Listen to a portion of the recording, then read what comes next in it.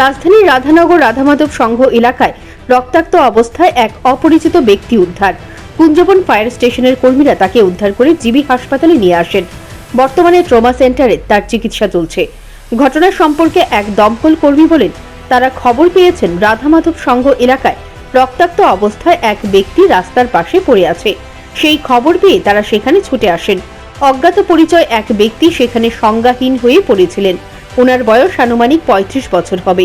তার দেহে বেশ কিছু আঘাতের চিহ্ন রয়েছে। ধারণা করা হচ্ছে দুষ্কৃতিকারীরা তাকে মারধর করেছে। কুঞ্জবন ফায়ার স্টেশনে 112 থেকে একটা কল গেছে যে রাধানগর রাধামাধব ক্লাবের সামনে একটা লোক আনকনসিয়াস অবস্থায় রাস্তার সাইডে শুয়ে রয়েছে। তো আমরা গেলাম, যাওয়ার পরে দেখলাম যে ঠিকই একটা দোকানের পাশে শুয়ে রয়েছে। তারপরে পাবলিক এখানে জল দিয়েছে। জল করে আমরা এই অবস্থা হেরে ওইখান থেকে রেস্কিউ করে রেফারেল হসপিটালে নিয়েছি। প্রাথমিকভাবে জানতে পারছেন না কীভাবে হয়েছে কি? না, এরকম কিছু শরীরে কোনো আঘাতের চিহ্ন? মাথাতে একটু আঘাত। বয়সটা কীরকম হবে বা নাম কিছু? নাম তো হয়তো মনে করতে পারতেছে না। আর এই বয়সটা 35। এদিকে আহত যুবকের কাছ থেকে কিছুই জানতে পারেনি দমকল কর্মীরা। তবে পুলিশের তদন্তে বেরিয়ে আসতে পারে এই ঘটনার প্রকৃত রহস্য।